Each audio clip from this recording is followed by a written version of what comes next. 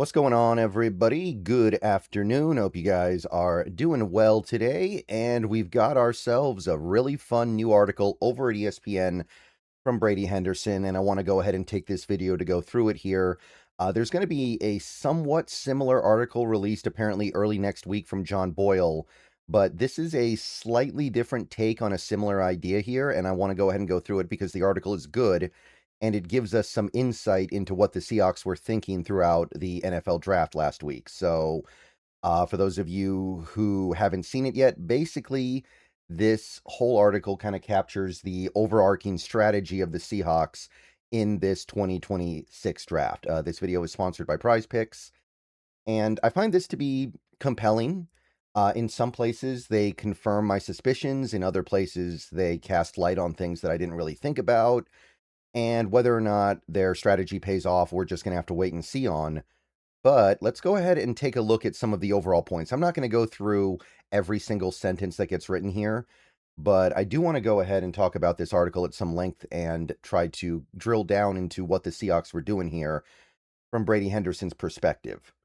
So, as you go through this article here, the one theme that Schneider comes back to and Brady Henderson comes back to by writing the article is he wants to get players with the right attitude. And one of the things that Schneider believes went wrong after winning the first Super Bowl back in 2013, 2014 is that the players they drafted didn't have the right mindset. I think the most glaring example would obviously be Malik McDowell, who cared so little about football. He broke his face before playing a single NFL snap and never played a snap for the Seahawks after being an early second-round pick. But you could see it with some other players as well, I'm sure. So basically, he feels like he was just trying to draft really good players without thinking about the mentality that the player had. And for the most part, I think that is captured fairly well in the picks that he made. But it's also a little bit difficult because it's abstract. It's stuff that we as fans sometimes don't get the full picture of because we get a limited window into this stuff. And we don't know if the GM and the decision makers are actually getting down to something real or if they're just seeing something that isn't actually there to justify their decisions. We don't know. So as you go through the article a little bit more, the first pick, of course, Jadarian Price. This is the one pick I've been somewhat critical of during this draft, and the one of the picks that I voiced my belief would be suboptimal even before the draft. So let's talk a little bit about why the Seahawks say they decided to take him. A few different things going on here. So one thing they talk about is how they think he's a really good person, a high character individual, raised by a single mother who was diagnosed with breast cancer when he was 12. That's something that people have been talking about in recent days. Talks about how that instilled toughness into him. If he can get through something like that, then he can overcome anything. So there is this mental resiliency to him that they felt like spoke well to what he would be in the NFL. They thought that his skills as a runner compared favorably to Jeremiah Love. I think that one of the big differences, and this article notes that, is that Love is an excellent pass catcher. Price barely caught any passes in college. And I think on some level, they're hoping that that's just a product of the fact that Love was really good at it. We won't know for a while, but they do talk about some things like that that I think are productive and good and notable. If you like sports, then the best way to make them even better and more exciting is using the Prize Picks app, where it always feels good to be right.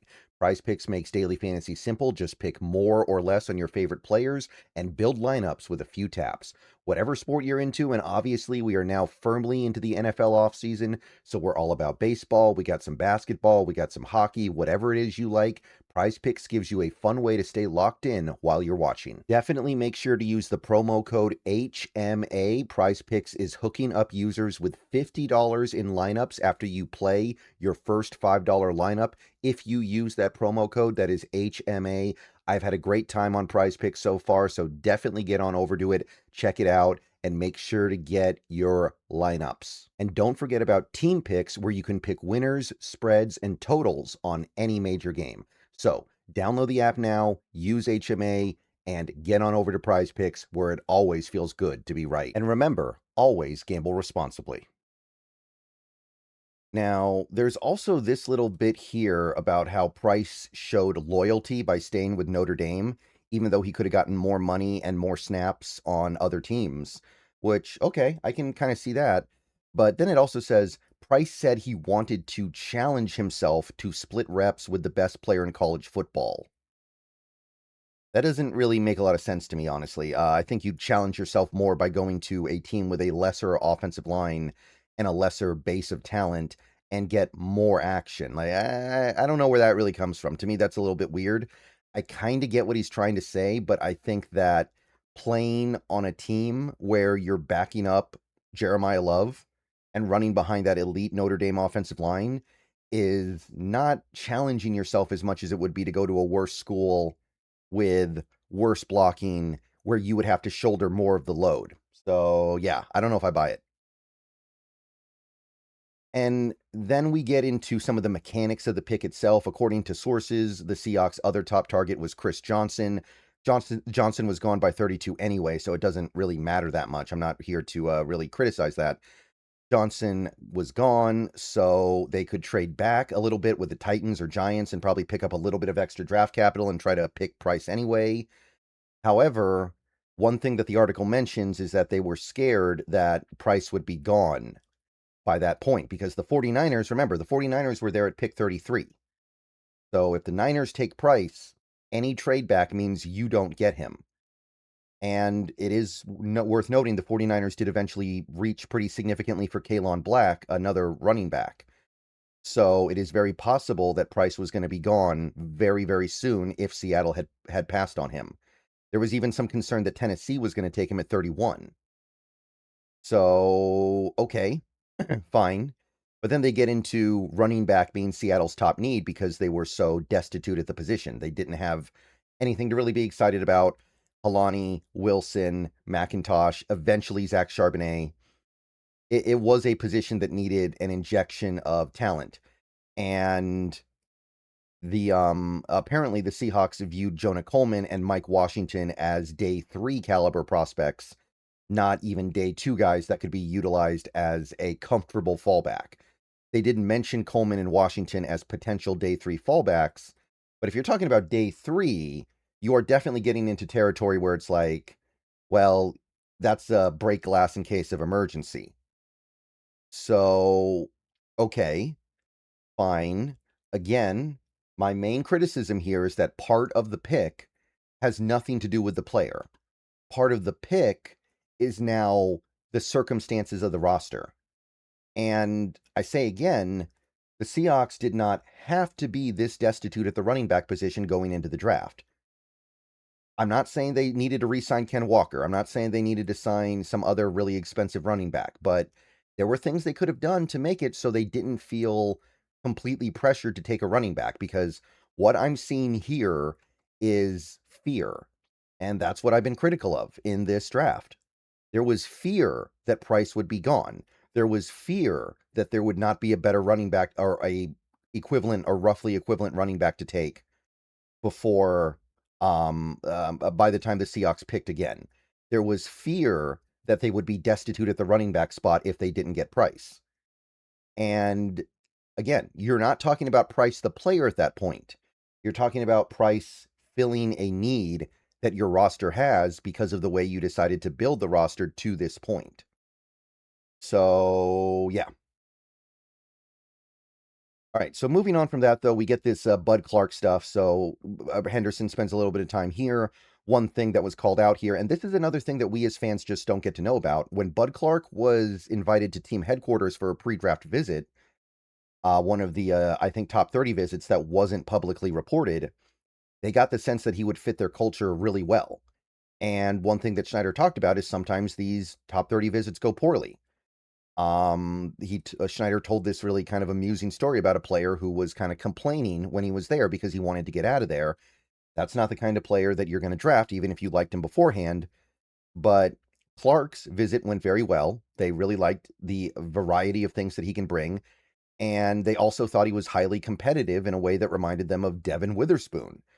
So when you're talking about something like that, now you're getting into territory where it's like he isn't just a really good player. And I think that Bud Clark objectively was about a late second round pick in this draft. So I think taking him at 64 is totally appropriate. But now he's actually fitting in with the culture and the personality of the team. And then they got into a Julian Neal at 99 a little bit here, a physical player, talking a little bit about how he transferred to Arkansas to challenge himself in the SEC after initially going to Stanford, where the level of competition is probably just a little bit softer. Talking about how he's a much better tackler than Reek Woolen, which is something that motivated them to move off of Woolen this last offseason, and that they believe that he's very confident. They believe that he believes in his physicality. So he's got a great work ethic. He's very smart, competitive. So it's kind of the same stuff, not quite as discreet or concrete as what they were saying with Bud Clark, maybe, but it's the same basic idea. This is somebody that isn't going to leave plays on the table because they didn't want to get involved. And the Reek Woolen comparison does hit because that is one area where Neal is already better than Woolen is. Even as Woolen has improved, I think, as a tackler overall, Neal, he's a very good tackler. So then we get to day 3 stuff here where the Seahawks obviously had no initial picks, but there's definitely an interesting and compelling move that the team made in the early to mid part of day 3 when they sought out a trade. And of course, they did indeed make that trade. They traded up to get Bo Stevens by giving up a future 4th rounder. This article specifically references the fact that because the Seahawks are getting extra picks next year because of all the compensatory selections, plus the potential of another one coming for Aiden Dirty, that they felt like they could give up a future pick and not suffer for it. And I think that is the correct way to look at it. According to sources, some in the organization preferred Bo Stevens to Keelan Rutledge, who was a first-round pick. Now, Rutledge should never have been a first-round pick. He's not a first-round player, even in this draft, in my mind. However, I kind of understand why this might be, because Rutledge, I don't know about him as a zone fit. I think he's a pretty good athlete, but I don't know if he has the movement skills and the comfortableness in space.